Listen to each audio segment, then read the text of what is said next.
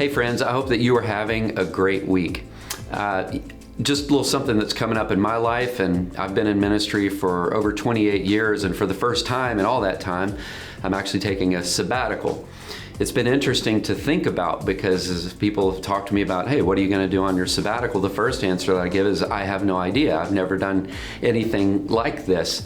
And so for the month of July, that's what I'm going to do. I'm going to spend some time in prayer. I'm going to spend some time in planning and just kind of getting away from the normal routine of things and here at the church, but also handing things off to other leaders in the church that are going to just do an amazing job while I'm out. But this is what really kind of hit me as I was thinking about it.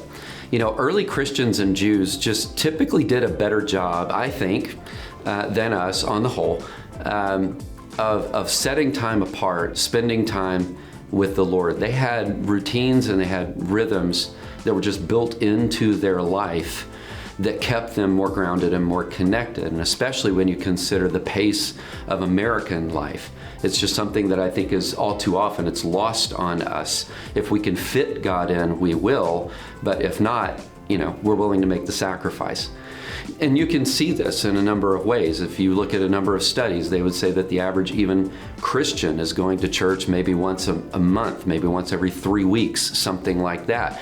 And it just kind of blows my mind when you think about it, because you're talking about out of the course of a year, and there's 52 Sundays in a year, about 17 of those in the year, you're going to spend time with believers. Spend time in prayer with them, spend time worshiping with them, spend time serving in the church with them.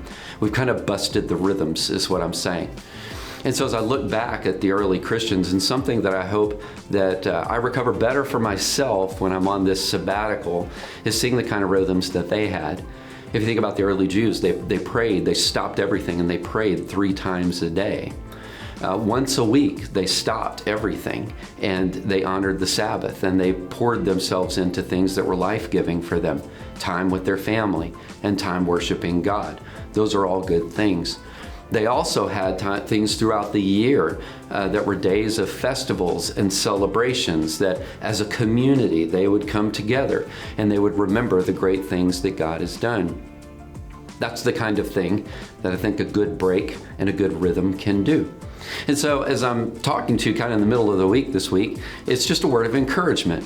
One is to make first things first, but second is to be intentional in reestablishing, for those of you that have lost them, maybe reestablishing some of those rhythms back into your life so that you can hear and you can see and you can experience God in new and fresh ways. In order to do it, we've got to make the space for Him.